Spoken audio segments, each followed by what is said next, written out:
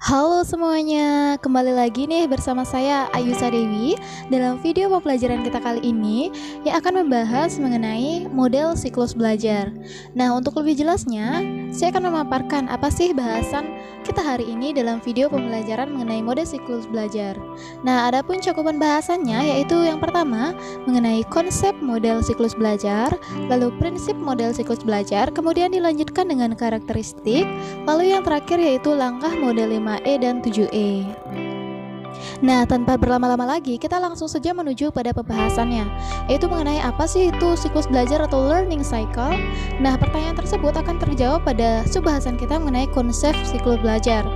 Nah, siklus belajar ini atau learning cycle adalah suatu model pembelajaran yang berpusat pada peserta didik atau pelajar, di mana merupakan rangkaian tahapan-tahapan kegiatan yang disusun sedemikian rupa sehingga pelajar dapat menguasai kompetensi-kompetensi yang harus dicapai dalam pembelajaran dengan berperan aktif.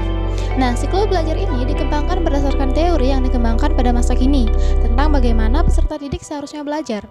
Metode ini merupakan metode yang mudah digunakan oleh guru dan dapat memberikan kesempatan untuk mengembangkan kreativitas belajar pada setiap peserta didik. Nah, yang selanjutnya yaitu mengenai prinsip siklus belajar. Menurut Runner dan Marek Della Martin tahun 1994, bahwa dari riset yang mereka lakukan tentang penggunaan model siklus belajar pada pembelajaran, ternyata hasilnya dapat meningkatkan prestasi anak-anak dan meningkatkan perkembangan keterampilan prosesnya. Mereka juga mengakui bahwa siklus belajar atau learning cycle dapat meningkatkan intelektual anak. Nah, kemudian dalam siklus belajar menurut Karplus pada tahun 1978 terjadi interaksi antara konsepsi siswa dan konsepsi guru dengan memberikan aktivitas kepada siswa yang seluas-luasnya berupa pengalaman fisikal atau physical experience dan transmisi sosial atau social transmission.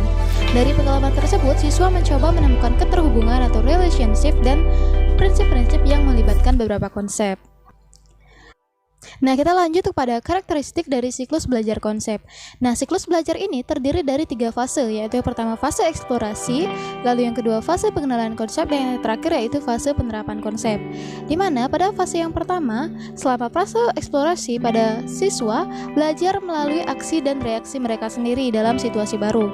Eksplorasi juga membawa peran siswa atau para siswa pada identifikasi suatu pola keteraturan dalam fenomena yang diselidiki. Kemudian pada fase kedua ialah pengenalan konsep, biasanya dimulai dengan memperkenalkan suatu konsep atau konsep-konsep yang ada, hubungannya dengan fenomena yang diselidiki, dan didiskusikan dalam konteks apa yang telah diamati selama fase eksplorasi. Kemudian yang terakhir yaitu fase penerapan, di mana fase ini menyediakan kesempatan bagi para siswa untuk menggunakan konsep-konsep yang telah diperkenalkan. Adapun penerapannya dapat dilaksanakan dengan cara memperkenalkan aktivitas yang berada di mana siswa dapat memperluas konsep-konsep dalam situasi baru. Nah, jadi kita menuju pada pembahasan yang terakhir, yaitu mengenai siklus belajar 5E dan siklus belajar 7E, di mana pada siklus belajar 5E itu terdiri dari beberapa fase, yaitu pertama engagement atau melibatkan, kemudian exploration atau eksplorasi, lalu explanation atau menjelaskan, kemudian yang keempat elaboration atau elaborasi, dan yang terakhir yaitu evaluation atau evaluasi. Di mana pada tahap engagement atau melibatkan, fase ini merupakan pengenalan terhadap pelajaran yang akan dipelajari yang sifatnya memotivasi atau mengaitkan dengan hal-hal yang membuat siswa lebih berminat untuk mempelajari konsep dan memperhatikan guru dalam mengajar. Nah, kemudian pada tahap yang kedua yaitu eksplorasi atau exploration, fase yang membawa siswa untuk memperoleh pengetahuan dengan pengalaman langsung yang berhubungan dengan konsep yang akan dipelajari. Nah, fase ini dapat dilakukan dengan mengobservasi, bertanya, dan menyelidiki konsep dari bahan-bahan pembelajaran yang telah disediakan sebelumnya. Kemudian fase yang ketiga yaitu explanation atau menjelaskan, di mana fase yang di dalamnya berisi ajakan atau dorongan terhadap siswa untuk menjelaskan konsep-konsep atau definisi awal yang mereka dapatkan ketika fase eksplorasi dengan menggunakan kata-kata mereka sendiri. Kemudian selanjutnya, guru menjelaskan konsep yang dipahami oleh siswa. Kemudian fase yang keempat yaitu elaboration atau elaborasi, di mana fase yang ditujuannya ini ingin membawa siswa untuk menggunakan definisi-definisi atau konsep dan keterampilan yang telah dimiliki siswa dalam situasi baru melalui kegiatan seperti praktikum lanjutan dan problem solving. Fase ini dapat meliputi penyelidikan, pemecahan masalah, dan membuat keputusan. Kemudian pada fase yang terakhir yaitu evaluation atau evaluasi, di mana fase penilaian terhadap seluruh pembelajaran dan pengajaran. Pada fase ini dapat digunakan berbagai Strategi penilaian formal dan informal.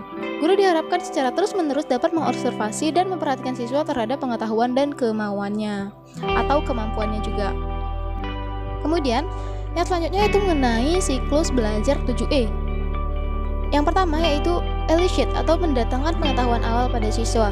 Kemudian engage atau mengajak dan menarik perhatian siswa. Lalu yang ketiga explore atau mengeksplorasi.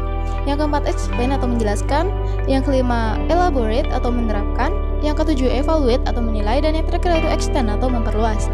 Dimana pada fase yang pertama atau siklus yang pertama, pada fase ini guru berusaha menimbulkan atau mendatangkan pengetahuan awal siswa.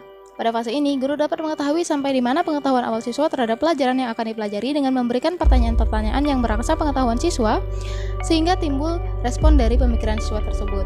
Kemudian fase yang kedua yaitu engage, yaitu mengajak dan menarik perhatian siswa, di mana fase ini digunakan untuk memfokuskan perhatian siswa, merangsang kemampuan berpikir serta membangkitkan minat dan motivasi siswa terhadap konsep yang akan diajarkan. Kemudian, pada siklus yang ketiga yaitu explore atau mengeksplorasi. Pada fase ini, siswa memperoleh pengetahuan dengan pengalaman langsung yang berhubungan dengan konsep yang akan dipelajari. Kemudian, fase yang keempat yaitu explain atau menjelaskan. Pada fase ini, siswa diperkenalkan pada konsep, hukum, dan teori baru. Siswa menyimpulkan dan mengemukakan hasil dari temuannya pada fase explore. Kemudian, pada fase yang kelima yaitu elaborate atau menerapkan. Fase ini bertujuan untuk membawa siswa menerapkan simbol, definisi, konsep, dan keterampilan pada permasalahan yang berkaitan dengan contoh dari pelajaran yang telah dipelajari. Kemudian yang keenam yaitu evaluate atau menilai. Pada fase evaluate, model pembelajaran learning cycle 7E terdiri dari evaluasi formatif, sumatif, dan lainnya. Kemudian yang terakhir yaitu extend atau memperluas. Pada tahap ini atau fase ini bertujuan untuk berpikir, mencari, menemukan, dan menjelaskan contoh penerapan konsep yang telah dipelajari dalam kegiatan ini. Nah, bahkan dalam kegiatan ini dapat merangsang siswa untuk mencari hubungan konsep yang mereka pelajari dengan konsep lain yang sudah atau belum mereka pelajari. Nah, jadi itu bahasan kita hari ini mengenai siklus belajar konsep. Semoga bermanfaat dan terima kasih. Sampai jumpa.